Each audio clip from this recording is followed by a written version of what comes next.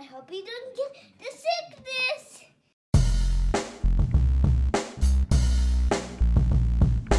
My boy Kurt is a stay-at-home dad, watching Disney movies he never had. His daughter digs through all the VHS, crushing the classics in a princess dress. Informed like Scuttle, Kurt's got your ticket, making it real like Jiminy Cricket.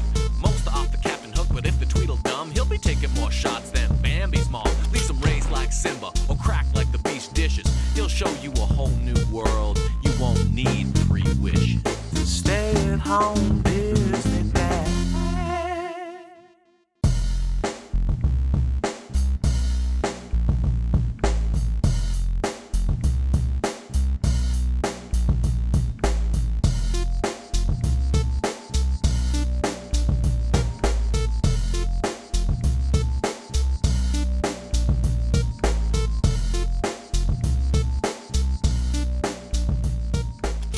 Frozen 2 is the best movie Disney has ever made. But when I was little, Belle made me feel no.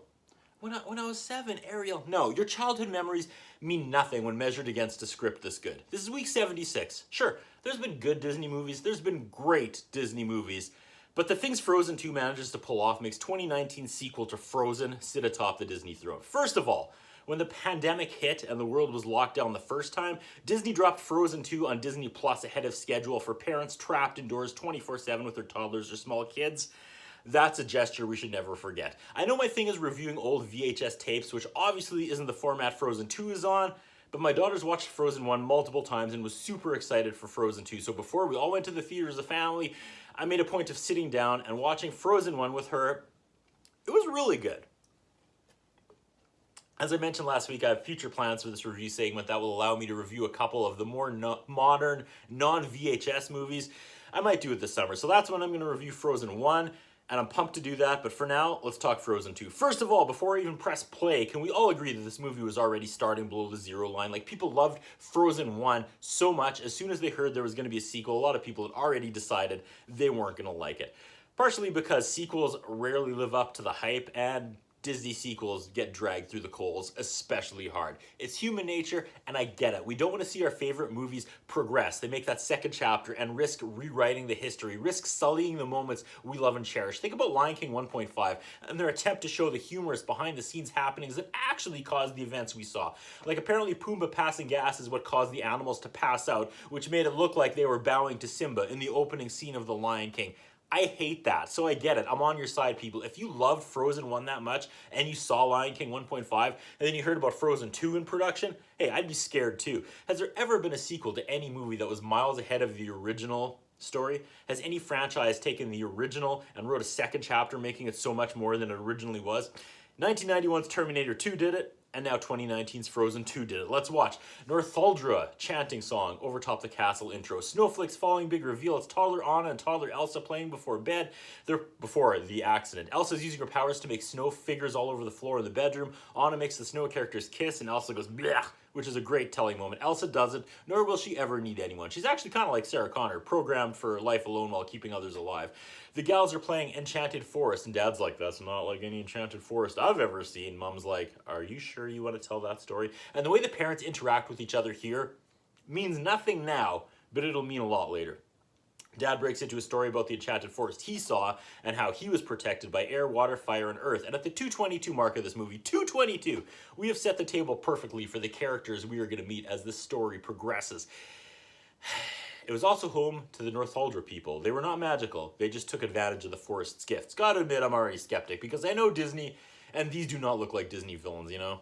Anyway, the Northuldra people and the Arendelle townspeople got along, and their great-grandfather built the Northuldra people a dam to strengthen their waters. They had a party to celebrate the dam, and their dad, as a child, was there. He runs off and he finds a girl his age being tossed around by the wind. Suddenly, both sides were fighting. Dad explains the Northuldra people attacked without provocation. Grandfather was killed. Dad was knocked out, and during this hazy recollection, we hear the melody for the first time. And he's floating. Someone saved him. The spirits then vanished, and a powerful mist surrounded the forest, locking most of them inside, but their dad wasn't trapped. That day, he came home king of Arendelle. They come out of the story, and again, we have brilliant character spotlights as we hear both the girls' different takeaways. Anna's all, "That was epic. Whoever saved you, I love them." Again, that means nothing now, but it does later. Elsa, however, is just crushed by the weight of the story and is like, "Oh, what happened to the spirits? What's in the forest now?" Dad says, "Hey, the forest may wake again, and we got to be ready for what it may bring." Well, good night, girls. They ask their mom if she thinks the forest will ever wake again, and you don't notice her awkward body language the first time you watch it, but she's all, "Only Atahalan knows." And the girls are like, "Who?" And mom explains and sings the song about a special river called Atahalan that holds all the answers to the past. They ask her to sing it. She gently sings it as she tucks the girls into bed one by one, and the song explains the entire movie, but we don't know that yet. We pull out of the castle window and we see the village and the northern lights, and the orchestra kicks in over top this gentle lullaby as the title Frozen 2 appears on the screen. That is a perfect intro, folks. I have goosebumps. Okay, so there's an angry forest with elemental spirits surrounded by a fog force field because backstabbing hippie people didn't like their dam and killed Anna and Elsa's grandfather because of it, and now there's an old song about a mysterious river that holds the secrets to the past. Yeah, sign me up. The song continues its day, and we get an animated drone shot across the river all the way to the castle where Elsa stands staring at nothing, her mind an obvious swirling vortex of constant fear, distrust, and exhaustion. Bit more on that in a second. Some servant startles her and she accidentally freezes the banister she's leaning on. This is what I'm talking about. This gal has to concentrate on keeping her powers in check 24/7. And knows she already almost killed her sister. So really think about that and how she carries that baggage around all day, every day. She goes to walk inside the castle and she hears the calling. She turns back. The servant didn't hear anything. A swirling leaf carries over to Olaf and Anna. They're having a picnic. Olaf is now like the perfect 20-year-old who's old enough to have independence, but also thinks they're so much smarter than they actually are and know more about the world than they actually do. Quote, "Forgive me, maturity is making me poetic." Love it. So rewarding. It's an annoying trait of youth, but you can't get mad at it. We were all that person at one point. Anna breaks into Some Things Never Change, which is a great song. And a great scene is you really get a tour of Arendelle. Kristoff gets the next verse. He sings about not knowing how to properly propose to Anna, so he sings Some Things Never Change Like the Love That I Feel for Her. Right out of the gates, we have a male character singing about his feelings. And instead of a hit you over the head with how progressive of a moment this is, it's more of like a, wait, what? Nice moment. Get used to hearing that. This whole entire movie is a series of, wait, what? Nice moments. Anna and Kristoff, Sven, and Olaf all meet up. Elsa gets the next verse about how she hears something calling her, but she's going to ignore it and keep lying to herself that she's happy and content. Okay, the townspeople haul out tables and chairs, and everyone has a giant outdoor feast in the middle of the town as the song ends. So, we started with a flashback with the kids and a river of secrets, and now we have Kristoff nervous about proposing to Anna, and something is calling Elsa, who's trying to keep it together like usual. Out of this, we go to the famous charade scene where Anna is acting out the word villain.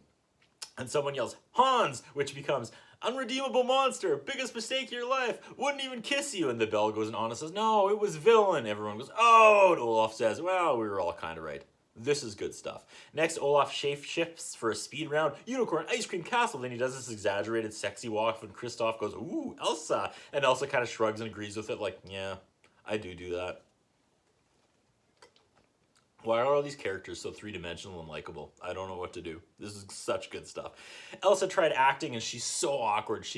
They want to keep playing, but Elsa sucks at charades, and then she hears the melody again that no one else hears and bails. And after she leaves the room, they'll talk about how weird she is behind her back. Again, this is how real people talk and act and relate. Kristoff sees an opportunity and he gets ready to propose. Anna is distracted and is like, that last word she was trying to act out seemed to really throw her. She finds the slip of paper, and the word Elsa couldn't act out was ice. Elsa couldn't act out ice. The pace of the joke seeds planted and then paying off in this movie is bang on. Anna is distracted and Kristoff fumbles his proposal and Anna goes to find Elsa. Each scene so far, perfectly timed. Nothing seems rushed and nothing drags. Anna finds Elsa and Elsa is wearing Mother's scarf. The gals have this foreshadowing moment where Elsa asks what she would ever do without Anna, and Anna answers, "You'll always have me," and they let that hang in the air. And I think they're gonna kill Anna in this movie. They cuddle and Anna sings Atatalan. They both fall asleep, but the melody again wakes up Elsa. Piano begins under the melody, building it into a song. And I don't know why this music works so well for me, but I'm soaking in every second of this. And for the first time, I get Elsa, gotta say. I didn't really think too much of her in the first movie, but Into the Unknown is a million times better of an Elsa song than Let It Go was. See, I got Elsa all wrong. In the first Frozen, in Frozen 1, I get that she's scared of her powers and keeps her distance, but I didn't really find her that interesting of a character. After this song, I get it, I get her. See, she grew up locked away and isolated, believing she was an absolute freak of nature who had to concentrate on harnessing her powers every second of every day so she doesn't accidentally kill anyone again. So this child grows up scared of herself. Her only connection to the outside world were her mom and dad, who die. And now she's a killing machine who has to look after her younger sister. So while she's biting her lip and clenching every single muscle in her body, she's trying to be a queen, and she's trying to be a ruler, and she's trying to be a sister, and she's trying to be a parent, and not reveal that she's a monster, and not accidentally kill anyone else. So while she's walking around with all this on her shoulders, just trying to keep it together, her idiot sister's like, I just met this guy, and we're getting married. And Elsa's just like, sweet, can you just not put anything else on my plate, you simpleton? I didn't ask for this. I didn't ask for any of this. And the only time she ever felt alive was when she was alone and cutting loose with her powers in the middle of nowhere. And that's her drug, and that's her high she's chasing. And that's what this song is about. Into the Unknown is the best song Disney has ever produced, which is fitting. It's a song about having everything, but it's not enough. It'll never be enough. And that's something every driven person can identify with. This is the song for people who spend years fighting and climbing to go from here to here. And after all the blood, sweat, and tears, they make it here. But as soon as they get here, they realize it didn't fix what was wrong with them. And then they look up and they wonder, maybe if there's the place, the thing that will make them whole. But nothing ever will make them whole. But at the same time, you got to try, because complacency is the true enemy. So if you really listen to Into the Unknown and you feel nothing, I got some bad news for you, folks. That says more about you than it does the song. So Elsa wanders the empty castle halls, and the song brilliantly builds. I'm sure other movies or video games have used this formula of having a standalone melody that later gets integrated into a song, but I can't think of one, and this does it better, trust me. This song is absolutely incredible. The structure of the chorus, when the melody drops at the end of that chorus, that's crack for the ears. It's so rewarding. Elsa wanders out of the castle singing her little heart out, singing about how she has everything, but she's still miserable. As the song builds to the second chorus, she wanders into this darkness surrounded by moving blue orbs that takes the shape of everything that's about to happen in this movie. We just don't know it yet. We see the forest, the reindeer, her mom and dad, the kids, the fire lizard, the water knock, the rock giants, and the wind. That's twice they have shown us what's coming, and you have no idea what you're seeing the first time you watch this movie. This is all swirling blue orbs showing the future. Then they come together as one giant thing at the end, and Elsa chases it, but it disappears as the sky explodes with floating glass shards with the symbols of the earth, wind, fire, and water. And then thousands of them fall at once, shattering all over the ground. Then the power goes out in Arendelle, and the ground starts breaking, and fire spikes, and the wind picks up, and the water stops running, and the townspeople all panic and head for higher ground. The townspeople are all in the woods, and they're safe and sound. The town continues to rage below them. Anna is berating Elsa because she never told her about the melody she was hearing, and I guess she accidentally awoke the spirits in the magical forest. And Elsa makes a face like Heath Ledger's Joker when he goes, hi. I love this movie. Elsa says, whatever is calling her is good, and then the trolls appear. What was the worst part of Frozen 1? The trolls. Do you have to include the trolls in Frozen 2? Of course you do. Do they do a great job of using them sparingly and making it count in this movie? Yes, they do. Troll King warns Elsa that angering ancient spirits was a bad idea. The past isn't what it seems. A wrong must be made right. Troll says if things stay the same, he can't see the future. And if you can't see the future, the only thing left to do is the next right thing. Again, this is important later. Elsa wants to borrow Kristoff's wagon, and Sven, and Kristoff says, I'm not very comfortable with the idea of that. And for some reason, that line is just money to me. That's a line you learn at some mandatory company enforced sensitivity workshop, and I laugh every time I see this part of the movie. His delivery is so perfect. It's the current day way of gently saying no, so no one gets their feelings hurt.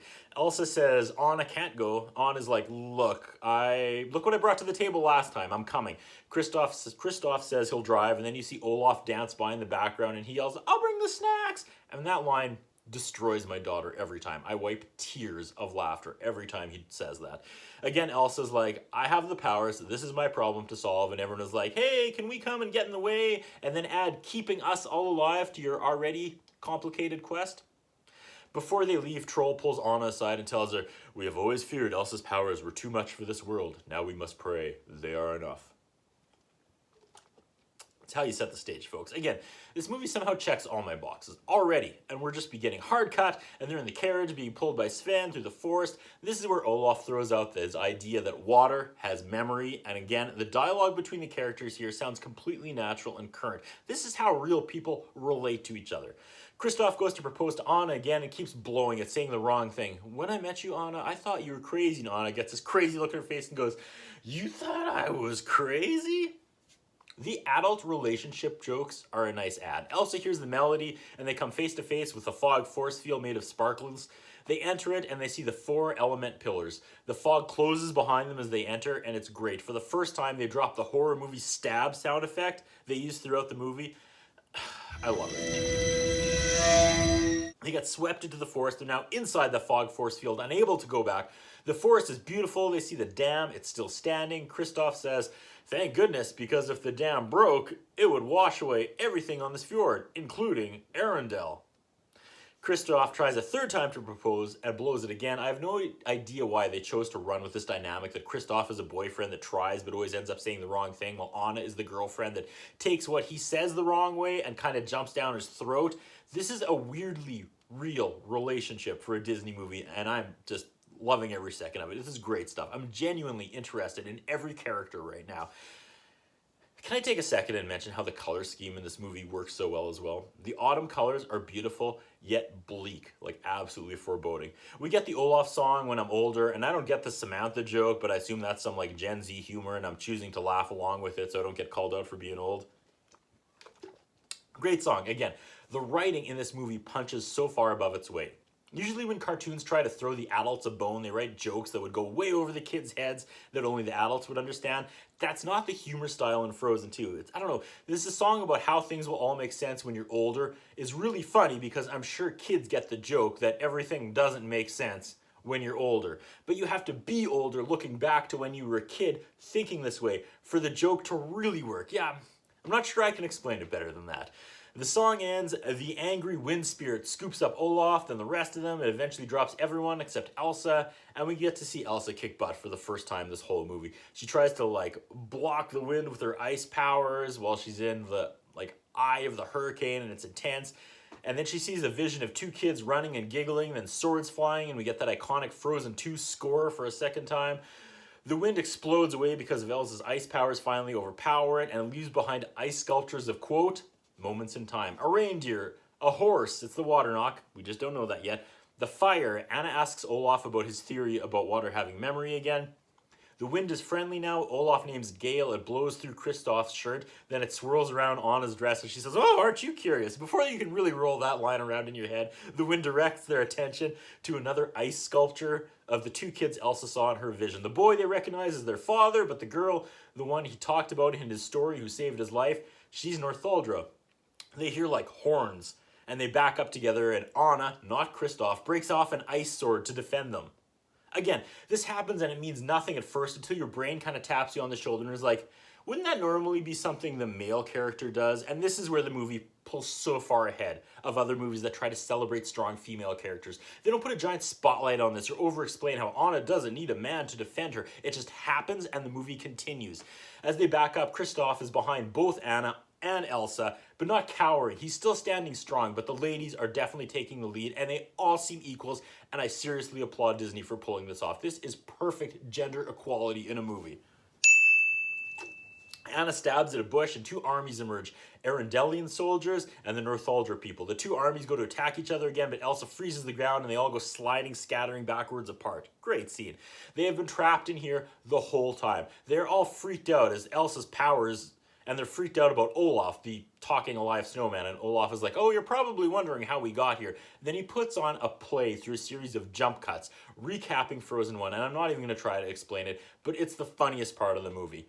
Sisters torn apart. At least they have their parents. Jump cut. Their parents are dead. Jump cut. Only true love's kiss can save her. Guess what? I'm the bad guy. Then you cut to one of the Arendellian soldiers, and his reaction to the retelling of Hans betraying Anna is, what? And that's probably the funniest part of the scene, which is the funniest part of the movie. salute. The armies are still bickering. Anna recognizes one of the Arendellian soldiers because there's a painting of him in their castle, Lieutenant Matthias. The soldiers look to attack each other again, and Elsa tries to calm the situation and talks to the Northuldrans and says she just wants to help, and then the fire spirit arrives, and the animation of the scene is just next level. Olaf backs up and tells himself again, this will all make sense when I'm older. The fire spirit is lighting everything on fire. Kristoff scoops up Anna, and they bail as Anna yells for Elsa. Fire? Great antagonist for Elsa. But it's an obvious one, and I'll talk more about that later when we finally meet the horse. So it's all chaos. She's using her ice powers, trying to put out the fire faster than the spirit can spread it, and then she takes the offense. Elsa is chasing this thing through the forest. It's burning, and she's putting out the fire as it's spreading, and she runs, and that's just such a great scene. It looks so amazing. Finally, she corners this thing, and it turns out to be this cute little lizard that's on fire. So the wind wasn't an actual thing, but the fire was an actual thing. And yeah, that doesn't make sense, but I like the inconsistency. The fire lizard cools down in Elsa's hands. It's a really cute character. She asks if he has any advice, and it licks its own eye. That's funny. She hears the melody again, and the lizard points her north. Then Anna returns and is back in Elsa's face. Elsa's like, what were you doing? You can't just follow me into fire. If you don't want me following you into fire, then don't run into fire.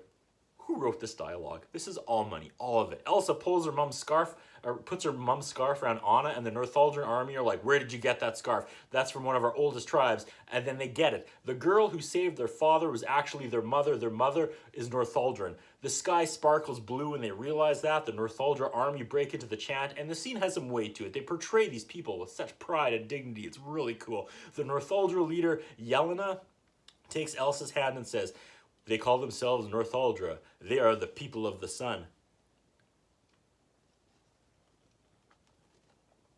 It's coming back around again! Sorry.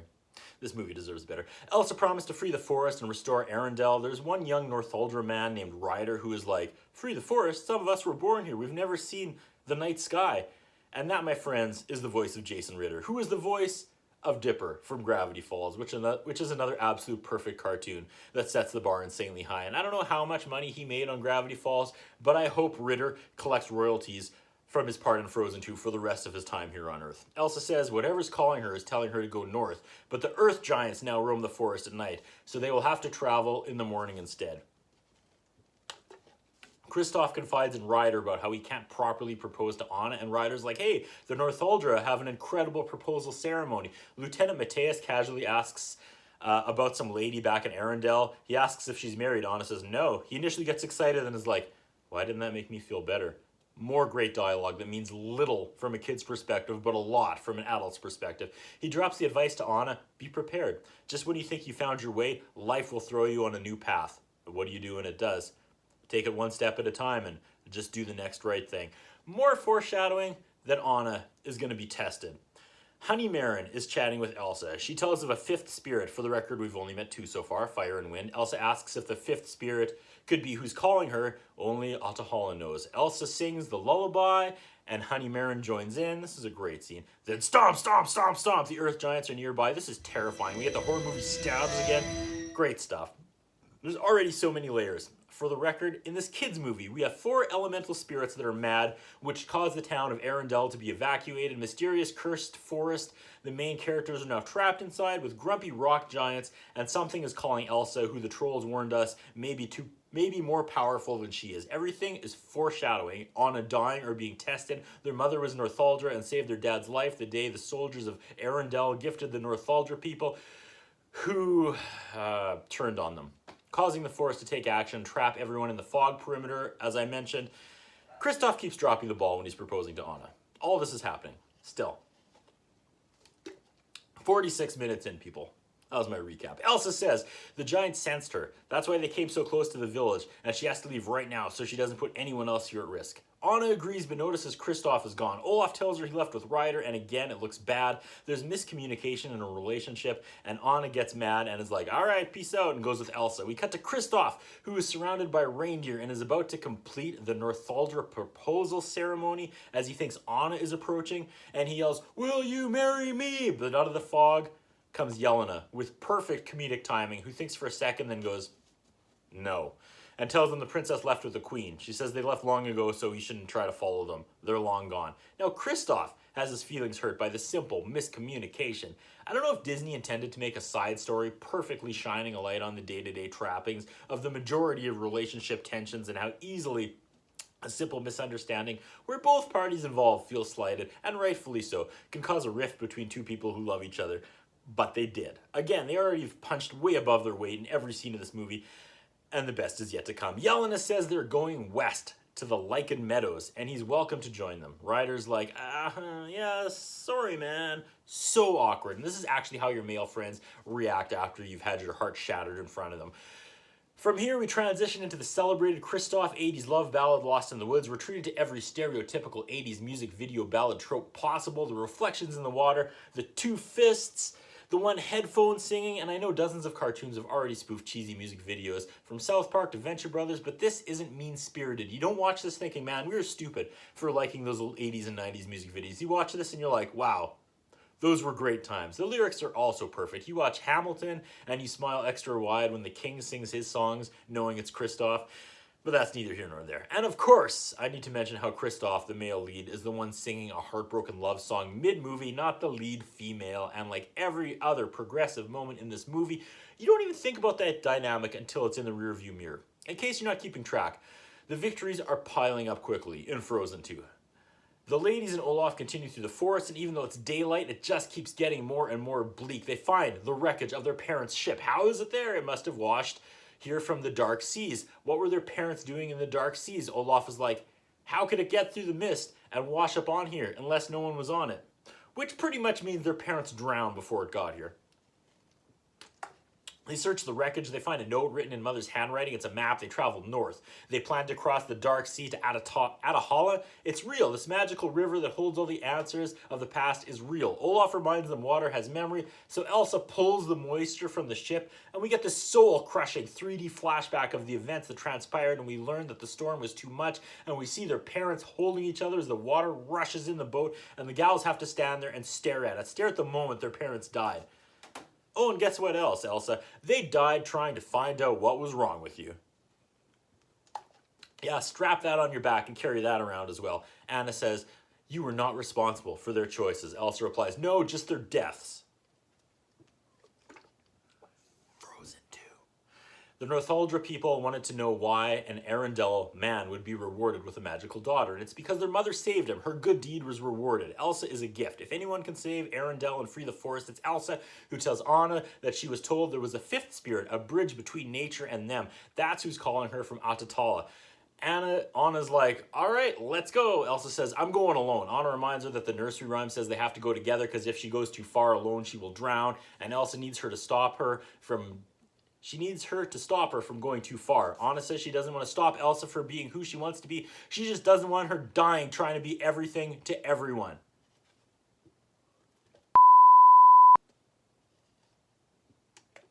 This movie. Elsa's like, you're right, and hugs her, then tells Olaf to bring it in. And we have this moment of unity between the three of them. And then Elsa makes an ice canoe and sends Anna and Olaf flying backwards away from Elsa and down into the river, and Olaf and Anna just explode in anger. Olaf feels anger for the first time in his life. He's mad at Elsa, and then he goes into Anna. You said some things never change, but since you said that, things have done nothing but change. And they realize they're floating through a river of sleeping rock giants. The animation here is some of the best in the movie. We get more of the horror movie stabs as your heart rate increases and they try to quietly paddle around the slumbering giants and into this water-filled cave. They make it to land inside the cave, and Anna lights a stick on fire and leads the way through these dark catacombs. Olaf says they will be fine unless they never find a way out, and Anna starves and he gives up. Yeah. As they walk off screen, Olaf says, I'll bet Elsa's doing a whole lot better than we are. And we cut to not only the best scene of this Disney movie, but the best scene of any Disney movie. Elsa stands on the banks of the Black River. It's dark and storming, and the waves are crashing, and the music is intense, and Elsa is intense. And this scene has such a non-cartoon, like blockbuster movie feel to it. She grits and she goes for it, trying to run across it by freezing the water under her feet. It throws her back. She tries again. She makes it to a rock, and she slides all over the place and uses her ice to keep her balance. And the way this scene is animated is just jaw-dropping. Her ice can't keep up to the size of these angry waves, and it crumbles and breaks as she tries to both freeze them and walk on them, and she's underwater now. and we meet the water knock. Now, in Scandinavian folklore, there is a thing actually called a water knock, and it's a shape-shifting horse made out of water that tries to lure you close so it can drown you. Full marks for using that and making it work in the body of this movie. It's like a triple win. Water knock appears, looks her over, and then evaporates. Elsa tries to swim for it, but the water knock reappears, flings her into the air, then tries to drown her. She panics, freezes it, and it evaporates again. And the dance continues. They fight in the water, and he keeps trying to drown Elsa, but eventually she kind of like half freezes it and gets on its back and breaks it and rides it to Adatala, where she hears the melody calling her. Okay, pause. When I was little and my dad took me to see Michael Keaton's Batman in the movie theater, I was super young, and it was a big deal. I'll always remember the way I felt, the sheer excitement of the danger of the scene when Batman's fighting his way up the cathedral to get to the Joker, who's dancing with Vicky Vale, and everything is dark and dangerous and kind of scary, and the music is so great, and you're just like completely immersed in the scene. I felt that way watching this scene with the water knock. Again, give full credit to the writers of Frozen 2. There were no shortcuts. Remember Home on the Range? There was a jackrabbit, and we all know a jackrabbit's foot is supposed to be good luck, so the character was named Lucky Jack. Some of the laziest writing I've ever seen from this company. Here, they need an antagonist for Elsa. Now, if this were a superhero movie, they would just reverse the hero. So Elsa is a girl who can make ice. Ladies and gentlemen, I present Franklin McFlames-a-Lot, a boy who can manipulate fire. Remember in one of the X-Men movies when Iceman was fighting that guy that makes fire and they just like faced each other and went... How lame does that look next to the water knock scene? Yeah, okay, I know we had a fire character already, but in this movie, that was a cute little lizard, not the full-fledged antagonist, so shut up. So full marks for researching the folklore, finding and incorporating this perfect rival for the lead character. Unpause. No, you know what? Pause again. When I took my daughter to see this back in November 2019, I was blown away by this movie, and I told my teenage son I thought this was flawless, and he said the YouTube reviewers didn't seem to like it. I was like, what could they possibly have against this movie? How hard did they have to go looking for flaws in Frozen 2? This perfect marriage of script and animation. So he showed me one. I have no idea who it was or what the channel was. Some guy was all meh about it. And his biggest gripe with Frozen 2 was that it seemed to be all about Anna and Elsa. I mean, at one point in his review, he wonders aloud what Honey Marin is doing. He liked that character and would have liked to see more of her. Last time I heard, they were packing up camp and heading west. And that's what you want to see. I realize not everyone watching this is a published author with script writing and journalism classes under their belt, so you know what? I'll try to make this information as understandable to the common person as possible, but do try to keep up. Okay, Honey Marin is a secondary or supporting character. Elsa is a main character, while Honey Marin is a secondary character. Usually main characters are found on the DVD box art, and secondary characters are not. So a horse made out of water is trying to drown Elsa, and there are people out there that are wondering about Honey Marin, wondering if she's still walking through the forest with a backpack. Who thinks like this? So when you're watching Beauty and the Beast, and Gaston is hanging from the balcony and stabbing the beast, there's people out there going, man, I wish they would get past this scene and show me what those dudes in the bar that helped sing the Gaston song are doing right now. For real? When you watch Lion King and Scar was throwing hot coals in Simba's eyes as they battled atop Pride Rock, there are people out there who were like, man, I wonder how much practice those animals had to have to be able to make a pyramid like that. But then I remember how the internet works, and like, as soon as someone has an opinion about something, it's a race to be the first with a counter opinion. That's just the way things are these days. When I went to school, the uncool kids were the ones who couldn't afford Nike sneakers. Today's unpopular kids are the ones who form an opinion or get excited about anything. So if that's the biggest complaint someone can come up with Frozen 2, that it spends too much time focused on the main characters, like that's the best they could come up with in the negative column for this movie, that could be the biggest victory of all. Okay. The tense music ends and we bridge into Elsa singing "Show Yourself" as the water knock drops her off the island and she enters the ice caverns. "Show Yourself" is yet another great song. It really is. The pacing of this movie continues to be bang on. The song also incorporates the melody, but in a different way. Elsa is so happy as she goes deeper and deeper into these ice caverns. She wants this person or this thing to finally reveal themselves. Who's been calling her? Who's the bridge between humans and nature? The ice walls become a collage of hundreds of moving images from the past. She sees her mom and she cries and sings a duet with her dead mother. Then it's time. We see the ghosts of the past. She walks through all these events that happened in Frozen 1. She cringes when she hears a line from Let It Go. Money. She sees the ice ghost of Hans and makes him explode. She sees her mom and dad as flirty kids together. She sees her grandfather telling an Arendelle army to come full force. Someone asks why. They've given us no reason to distrust them. Grandpa says they follow magic, so they can't be trusted. Magic makes people feel too powerful, makes them feel entitled, like they can defy the will of a king. Even though they can't hear her, Elsa says, that's not what magic does. That's just your fear. Fear is what can't be trusted. And what is that? Like number 17 of actual life lessons this movie has gently massaged into our brains. Turns out the king built the dam to weaken the lands, so the Northuldra people would have to turn to him. Elsa keeps following the ghosts deeper and deeper into the ice cavern, and she makes the final jump into the very bottom of the pit, and she starts freezing over. Like Elsa is cold and icing over, but she sees the true events play out in front of her. She witnesses the betrayal. Her grandfather betrayed the Northuldra people. Elsa's own grandfather built the dam to weaken them, then organized an attack on them, pretending it was going to be a celebration. Elsa watches this in horror as she also realizes she's gone too far and is freezing to death. Elsa actually freezes in place like an ice statue. She didn't listen to the warning. She didn't listen to the lullaby, nor did she listen to her sister Anna, who told her she wouldn't know when to quit without her. Mistakes were made. Elsa's grandfather is a murderer, and the truth cost Elsa her life. She's dead. She's a frozen statue at the bottom of an ice cave. Frozen 2. Right before she dies, she shoots some sort of ice telegram to Anna, and that sounds stupid, and I'm sure there's a better way to explain where it doesn't sound stupid, but this movie is clipping along way too quickly right now for me to stop and give it the proper definition and explanation. So the ice telegram arrives at Anna and Olaf, and it shows the true events, that their grandfather is a betrayer and a murderer. Anna sees her grandfather attacking the Northuldra leader who has no weapon. She realizes the dam is not a gift but a trick, and this information goes against everything Arendelle stands for. Anna knows what she has to do to free the forest and set things right. She has to break the dam, knowing that will destroy Arendelle. Olaf tries to cheer her up. They find a way out of the cave, and Anna's like, let's go. But then Olaf notices he's flurrying away. Like he's basically decomposing. See, the magic in him is going away. He looks up at Anna and says, yeah, I don't think Elsa's okay. Basically, your sister's dead, and because Elsa's dead, the magic is dead, and Olaf is going to die next. Olaf says he's sorry, and then Anna's going to have to do this next part on her own. Crushing. She holds Olaf as he dies. He says he knows one thing, actually, that is permanent. Love. He dies in her arms. Elsa's dead. Olaf's dead. And we fade to black.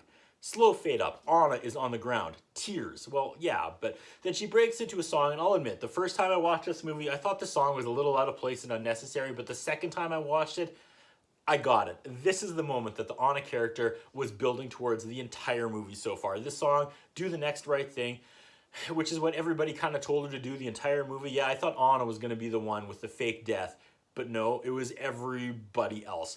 I'm an adult, so I don't really appreciate this song in that way. It doesn't do as much for me as the other life lessons this brilliant piece of cinema has showered me with. However, I hope kids find this inspirational, you know?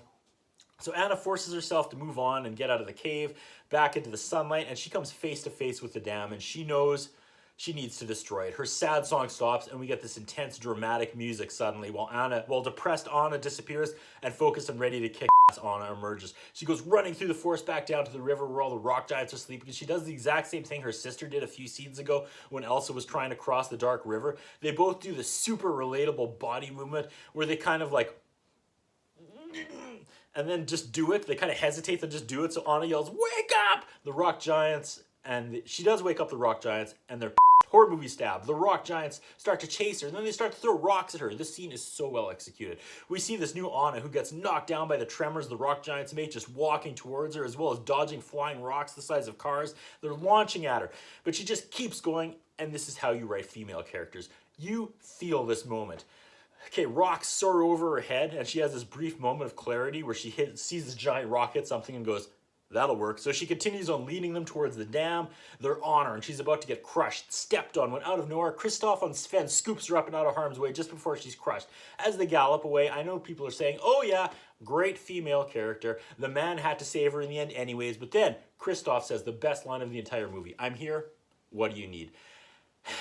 And these characters are equal. And also imagine if every time you came to someone, girlfriend, boyfriend, brother, sister, parent, family member, coworker, friend, anyone, and you told them their problem and their response was, I'm here, what do you need? That's actually, how you fix the world. But anyways, Kristoff says, I'm here, what do you need? Anna says, to get to the dam. Kristoff, you got it.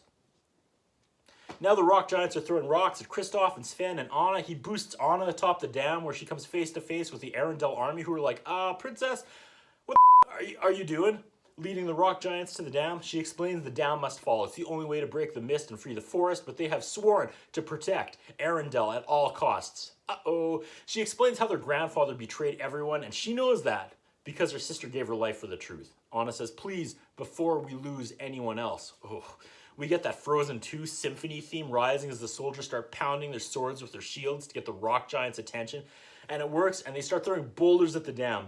Words don't do this scene justice. The animation is just something else. This is next level. They batter the dam and it falls. Just in case anyone is still bent because I said this was a better movie than your childhood favorites, I invite you to put rock-hurling giants bust down a dam against any other Disney movie climax. Kristoff, Anna, and the soldiers watch as the water explodes and rushes Arendelle. But as soon as the dam breaks, the curse is lifted and Elsa pops back to life and falls into the water deep into the ice cavern miles away where the water knock sees her.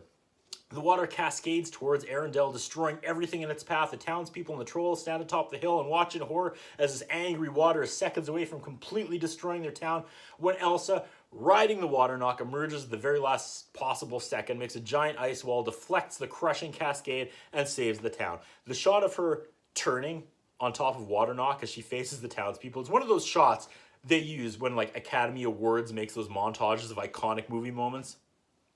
Back at the forest, the fog lifts, and the Arendellian army and Northuldra people all exit at once together. Anna apologizes for leaving Kristoff behind, and he says, it's okay, my love is not fragile. And you know what? Little boys watching this, they're going to be better off. This scene has weight as everyone leaves the forest together, and the excited reindeer all run in circles, enjoying their newfound freedom. Everyone is happy except Anna, who doesn't know yet that Elsa is actually alive. Gale leads her to a cliff, and she sees in the distance Elsa coming her way over the water on the water knock. We have the sister reunion as the horse collapses into water behind Elsa, which is a nice epic touch. Anna cries ugly tears as Elsa explains that Anna saved the day and that Arendelle didn't fall. She asks if Elsa found the fifth spirit. Elsa is the fifth spirit. Elsa is the bridge, but a bridge has two sides, and Mom and Dad had two daughters. Kristoff runs in and hugs Elsa. Nice moment when you think about how the relationship between Kristoff and Elsa would be. Elsa tells Anna she needs to ask her a question. Do you want to build a snowman? Throwback! The snow swirls and Olaf returns from the grave. Luckily, water has memory. Frozen 2. Kristoff finally proposes and it goes off without a hitch. Even the rock giants are at peace. Let's wrap this up. The Northuldra people tell Elsa she belongs in the forest with them. Elsa says she took an oath to do whatever is best for Arendelle, and she knows what that is. Hard cut to reveal of the new Queen of Arendelle. It's Anna.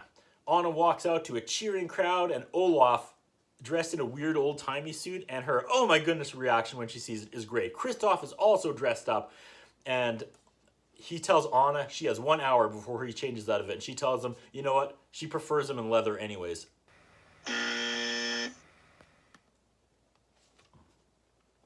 Lieutenant Matthias is reconnected with that lady from the shop he was asking about. He has no idea what a camera is, but awkwardly posed for a picture. That's fun. His flirting is fun. They reveal a giant statue of Anna and Elsa's mom and dad connecting the Northuldra and Arendellian people. Anna gives a letter to Gale to give to Elsa. Gale carries it across the land to the forest where Elsa now lives. The note is an invitation to play charades. Great final scene where Elsa goes for a ride. Waterknock emerges from the lake. The fire lizard jumps in the snow. Gale swirls around them. The music rises. The rock giants watch on as Elsa rides across the water into the horizon.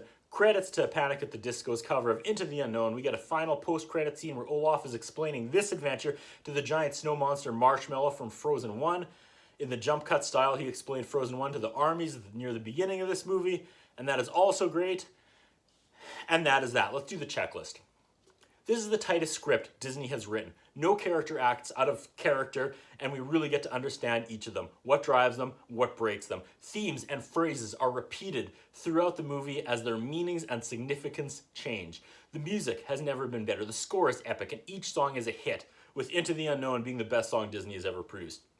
They don't just tackle, they perfect gender equality without it being eye-rolling and forced. We have strong female characters that do not come at the expense of a male antagonist. This movie does not use the shortcomings of male characters to prop up the strengths of female characters, and that is insane to pull off at this level. That alone should forever be celebrated when people look back at this movie. At no time did a jerk boy go, "You'll never stop me, you're just a couple of girls." The equality was a thing without it being beaten over your head. Christoph was allowed to have feelings and relationship fears, and the younger little boys are exposed to this. The more younger little boys are exposed to this, the better we are. Again, it's not like Christoph was a weak character. He had many scenes of heroic victory as well. At no point did the gals taking the lead on something make him look weak or inferior. How about reconciliation and environmental issues? Check, check. Again, at no point did Elsa look into the camera and say something like, "Reconciliation can only occur when you make right the mistakes of your grandparents." No, she found the truth herself, and it was dark and shocking, but she owned it and she made it right.